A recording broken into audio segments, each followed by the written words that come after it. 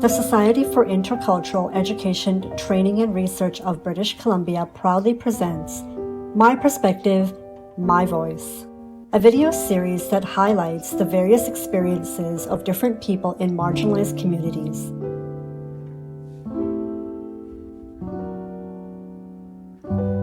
My name is Shantel. I'm an educator, a curriculum developer, a writer, and the proud owner of a corgi puppy named Jimmy. I live on the unceded and traditional homeland of the Kakite First Nation, which is colonially known as New Westminster. I get to work at Vancouver Community College, where I'm a department head currently. I'm also a transgender person. I identify as genderqueer and use the pronouns they, them, theirs. So I grew up on a pig farm in small town Ontario. And when I was growing up, I went to Catholic schools, Catholic church every Sunday. I was an altar server, so I was quite involved in the church. I was a Eucharistic minister. And I always imagined that when I grew up, I would be an elementary school teacher in a Catholic school. So that was my dream. When I got older, I went to Trent University, which is known as a pretty queer positive university, which is a good thing because I didn't know really any queer people before going to school. I definitely didn't know any trans people before going to school. So if I hadn't gone to a positive post-secondary environment like Trent, I can't imagine that I ever would have settled on who I was. And who I was a queer person as well as a trans person. So as I mentioned, I had really wanted to be an elementary school teacher, and so I was studying English literature for my Bachelor of Arts and a concurrent teacher education degree to be able to fulfill that dream. But while I was at Trent, I started wearing men's clothing more often, even though I didn't have the word transgender in my vocabulary. I knew that just felt right. And I remember one day, my friend and I, we went to Tim Hortons, and we were in the parking lot of the Tim Hortons. I'm in my men's clothing, and my friend Nathaniel, who's a gay man, he was dressed in women's clothing that day, as it was, and there was this man in the parking lot, and he came out of his truck, and he had just zeroed in on us. It was clear that he did not like the looks of us at all, and he was shouting things, and he said something to the effect of, "I'm gonna hunt you down and cut your face up." And it was my first time encountering that kind of hate. I've blanked out a lot of what he said, but after that happened, me and my friend were really shooken up, and we went to the police station, which was nearby, and it was a weekend in a small town, and the door was locked, so I guess they were closed or something on the weekend. And as we were standing on the steps, he drove by again in his truck, and he yelled "faggots" at us out the window. And that was a really big turning event in my life, because from that moment on, more and more, I found that my safety in public spaces wasn't something that I could depend on reliably because of how I presented to the world. It wasn't 2 weeks later that I was in a Pizza Hut with the same friend, and this guy came over and got right in my friend's face and was calling him a faggot. I just felt terrified, and I didn't really feel safe leaving my house anymore. I felt really angry that the people that were doing this, they were always white men in their 20s and just seemed like very entitled, and I just felt a degree of rage and anger on top of a lot of anxiety. And it really ate away at my dream of being an elementary school teacher, because I started to realize that my dream of being an elementary school teacher and being the person that presented the way I did, wearing men's clothing, those two things, it just didn't seem like they could go together in the real world, or that I would ever get a job, or if I did get a job, are the parents gonna want their kids to be in my class? What are the kids gonna think of having a trans teacher? And I felt really depressed, and so I ended up dropping out of teachers college. I finished my English degree, but I was supposed to go to Queen's University to finish my teacher ed degree, and instead I kind of on a whim flew out to Vancouver, and didn't know anybody here, but I started taking a master's program at UBC in Society, Culture, and Politics in Education. And that gave me a bit of reprieve in that I got exposed to all kinds of philosophers like Michel Foucault and Judith Butler, and I started developing a new ethical framework to kind of replace the one that I had lost when I no longer identified with Catholicism. Because for me, Catholicism, was feeding into the kind of judgment that was creating the hostility in the world that I was encountering every day. So it was really disorienting to lose that philosophy, but to be able to replace that with something new that fit in with who I was and made space for people like me to be in the world really helped with healing. But even in Vancouver, when I went out on the street, especially in the West End. It was like people would come to the West End looking for people that they could harass. So the harassment continued even when I was here in Vancouver, which I wasn't really expecting.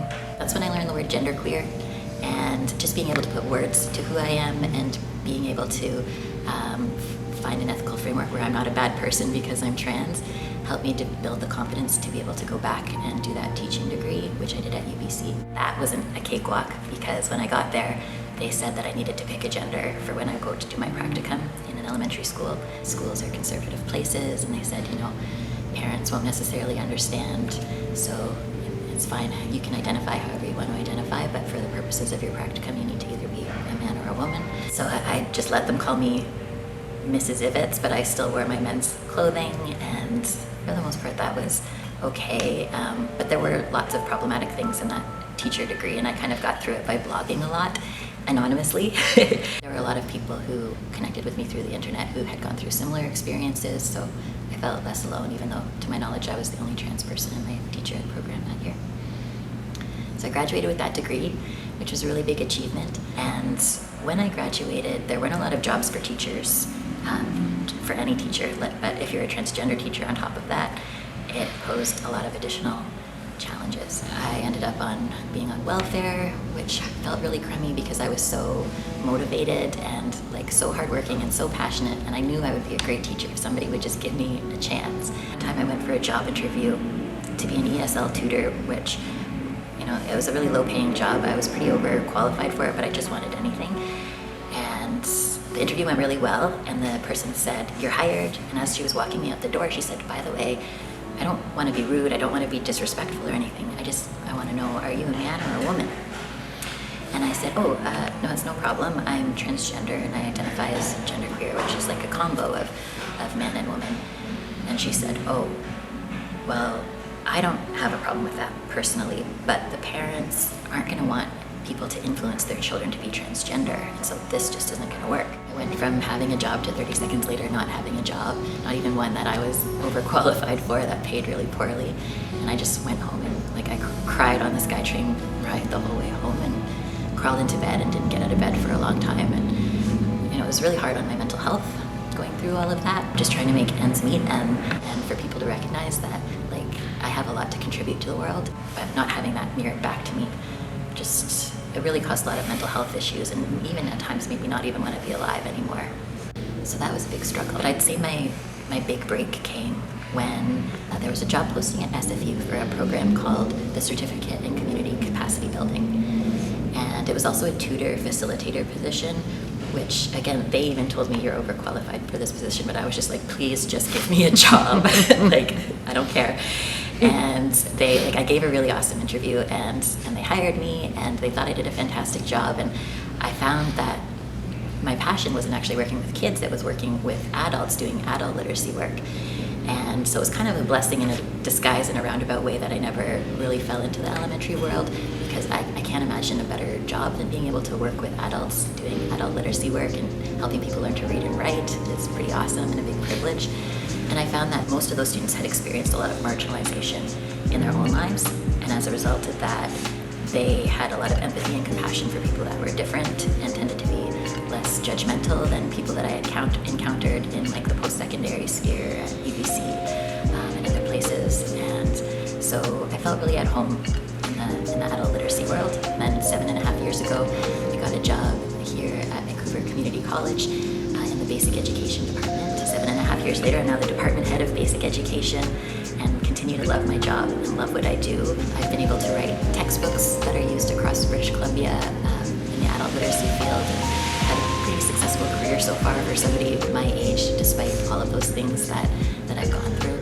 And I really feel like even though things didn't turn out the way I had dreamed them back when I was a kid, I think they actually turned out better. And really all the things that I went through have made me a better educator and just a better human being. What that comes to mind is that there's someone named Lila Wilson who says, if you've come to help me, you're wasting your time, but if you've come because your liberation is bound up with mine, then let's walk together. And that's how I feel in my job, and that's how I try to approach my life in the world, working with folks who are learning to read and write, or just anyone that I encounter in the world. And I wouldn't be able to get to that space if I hadn't gone through through some of those things in the past. Nowadays, I take something called hormone therapy or testosterone, and it makes a few different changes in my body, but one of them is around my voice. And I was just becoming a teacher.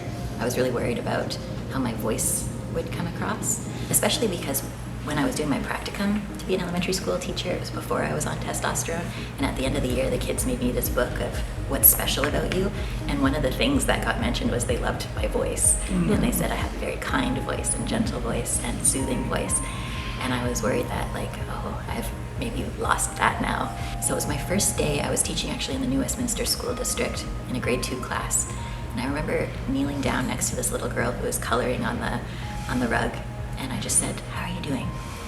And she said, "Good." And she paused, and then she looked at me and she said, "I like your voice." And I was so shocked because, what are the odds of a child saying that to an adult? It felt like some kind of magic in the universe was at work, because it just felt really serendipitous. I was not expecting that at all. I felt like I needed to step out into the hall and just have a little cry and just thank the universe for being gentle sometimes and encouraging. Around the time when I came out as transgender, the healthcare system looked pretty different when it comes to trans health than it does today. One of the big differences was that being transgender was considered a diagnosis, or even specifically a mental illness. There's this big book that psychiatrists have that they use to diagnose people with different illnesses, and there were different ones that had to do with gender identity for pathologizing trans people.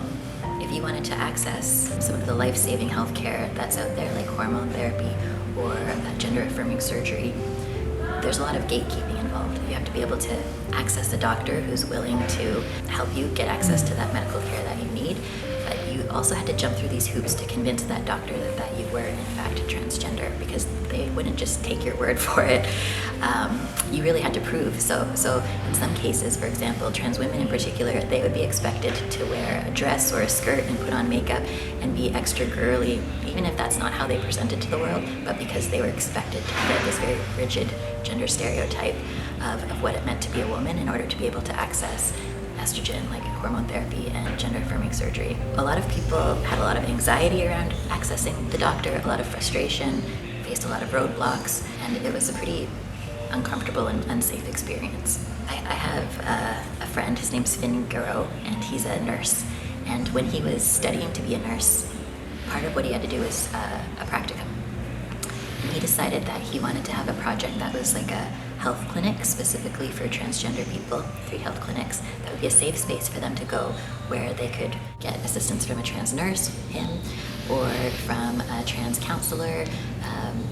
There was a trans massage therapist, like a general kind of wellness clinic that was free, low barrier. And the need was so huge, so many people came out to that clinic that they realized we can't just stop this after 3 clinics. We've got to turn this into a whole ongoing thing.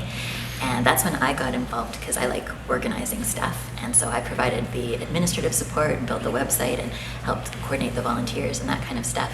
And when the clinics were on, I would put out the snacks and do reception and just try to create a safe space for folks. And we ended up creating this thing called the Catherine White Holman Wellness Center, because it's run by and for transgender people. And we had this set of collective ethics that said that, first of all, we celebrate gender identity, we don't pathologize gender identity. And we also believe in people's right to self-determine their gender identity. So no gatekeeping here. You don't have to prove to anybody who you are. We know that you know who you are.